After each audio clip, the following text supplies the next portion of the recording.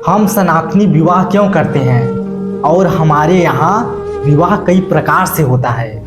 विवाह के पहले जो मंडप होता है ना, वो एक्चुअली क्या होता है, यज्ञशाला। क्या होता है?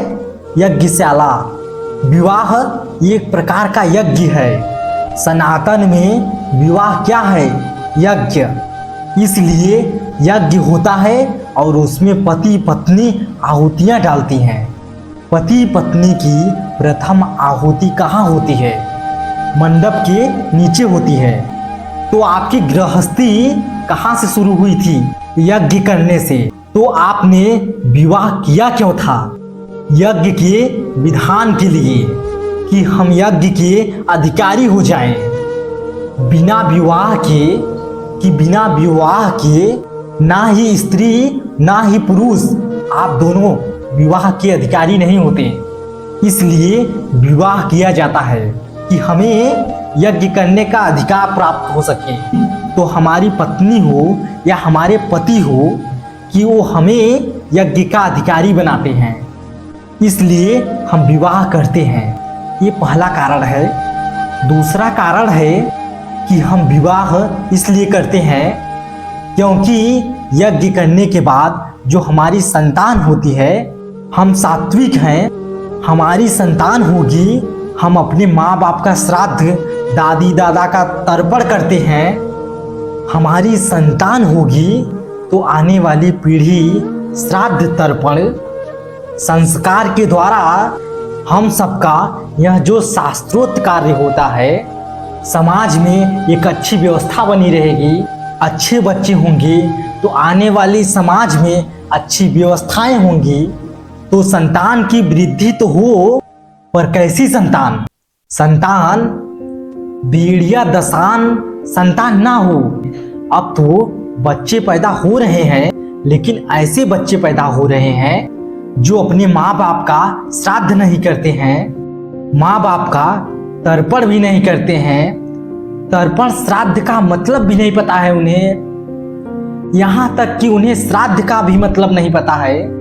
तो संतान तो है सही कि बस आज के संतान बस 3 काम कर रहे हैं, खाना खा रहे हैं, कि भोजन कर रहे हैं, सो रहे हैं, और वो भी बच्चा पैदा करने में लगे हैं।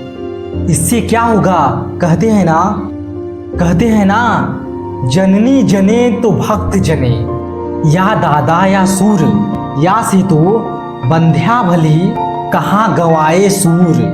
जन्म दिया ही है मैया, कि जन्म दिया ही है मैया, तो लायक बच्चों को जन्म देना, नालायक बच्चों को नहीं।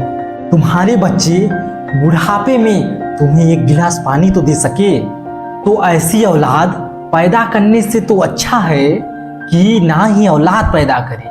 अरे चलो किसी को पानी ना दे, लेकिन तुम्हारे बुढ़ापा में तुम्हें 1 गिलास पानी तो दे सके। तुम्हें बुढ़ापे में 1 गिलास पानी दे सके, ऐसी संतान तुम्हें कब प्राप्त होगा? जब आप प्रॉपर संस्कार वाले होंगे।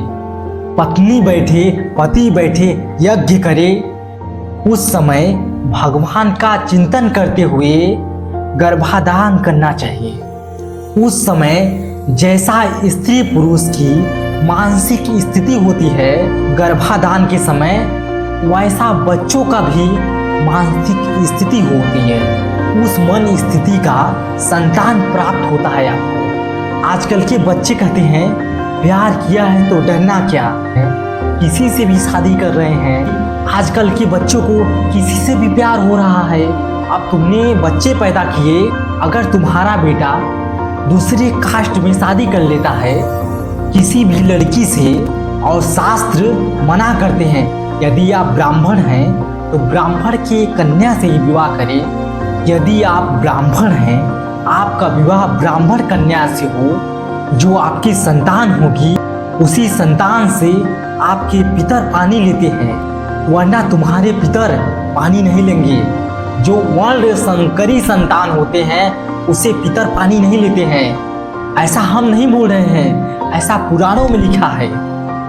लेकिन अब कहाँ मानते हैं आजकल के बच्चे। इसलिए बच्चे ऐसे हों जो परंपराएं लेकर चले, तब तो ठीक सिस्टम से चलता है और मनमाना आचरण करता है तो ऐसी संतान से कोई लाभ नहीं होता है। तो विवाह क्यों किया जाता है? यज्ञ के लिए। पत्नी के बिना कोई यज्ञ सफल नहीं होता है, कि पत्नी के बिना कोई यज्ञ नहीं होता है। हम ईश्वर की साथ में मिलकर पूजा करते हैं। विवाह इसलिए भी किया जाता है मन को केंद्रित करने के लिए। विवाह के पहले मन तो 17 जगह भटकता रहता है। विवाह के बाद एक पत्नी में मन लग जाता है और मन सबसे हट के, जैसे कि किला होता है।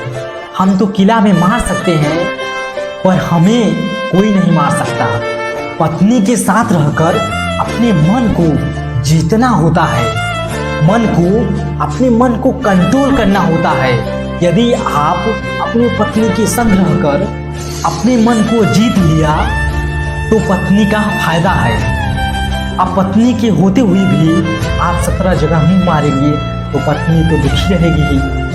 अब पत्नी के होते हुए भी तुम नाना प्रकार के स्त्रियों में मन लगाओगे तब तो पत्नी होने का कोई फायदा ही नहीं। पत्नी का मतलब ही है कि आपका मन सबसे हटकर बस एक पत्नी में ही लगा रहे। धीरे से उस पत्नी से भी हटकर परमेश्वर में लग जाए। ये मन का साधना है। ये मन की साधना के लिए विवाह होता है। विवाह के बहुत सारे साइंटिफिक कारण हैं। क्या विवाह करना चाहिए? बहुत सारे कारण हैं। कब विवाह करना चाहिए? कितने वर्ष तक विवाह के बंधन में रहना चाहिए? सब कुछ हमारे धर्म ग्रंथों में लिखा है। विवाह का कार्यकाल केवल 25 वर्ष होता है, ना कि 26 वर्ष, केवल 25 वर्ष। बेटा बड़ा हो जाए, बेटी बड़ी हो जाए, उन दोनों का विवाह कर दो। विवाह करने के बाद अपनी गृहस्थी से मन हटाकर उस परमेश्वर में लगा दो। बोलो राधा रानी की जय, बोलो सनातन धर्म की जय।